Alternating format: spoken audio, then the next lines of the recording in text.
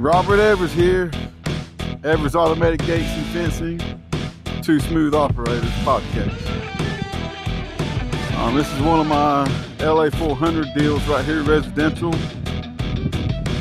We had to set a 3-inch schedule 40 post right here. It was hanging on the opposite side of this, so we switched the hinges out. Put the hinges on this side, reason being because my electrical outlet's right here. This is where I'm gonna put the control panel for the LA 400. So I got Mr. Jared Storms here. He's here, one of my technicians, and he just put the hinges out. So now we're gonna hang the gate.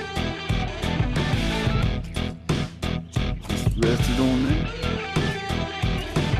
Now slide that bottom hinge down to where it's about.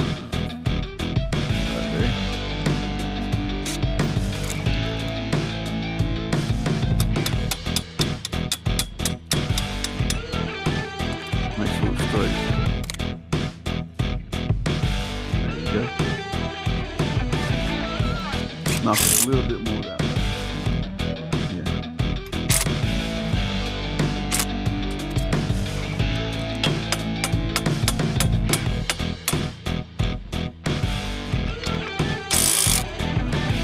There we go.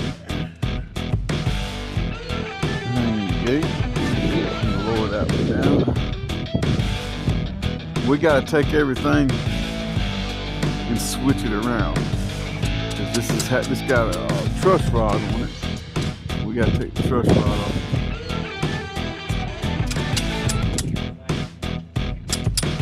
Make sure it's straight. Please make sure your hinges are straight.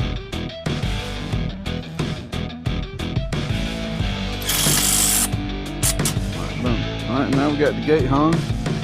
Now we got this truss rod we have here to keep the gate from sagging. It's a residential frame, low cost gate, and that's why you probably see truss rods on some of these gates. It keeps it from sagging, but this gate's been here for 15 years or so.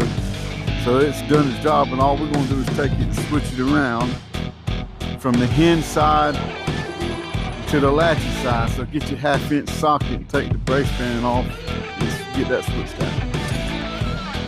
But anyways, little things like this that we do to keep the cost down for residential gate operators. So if you have any questions, please get up with me at Evers Fencing and Automatic Gates on Google Business listing. Give us a review, and everselectricgates.com is our website. And peace out.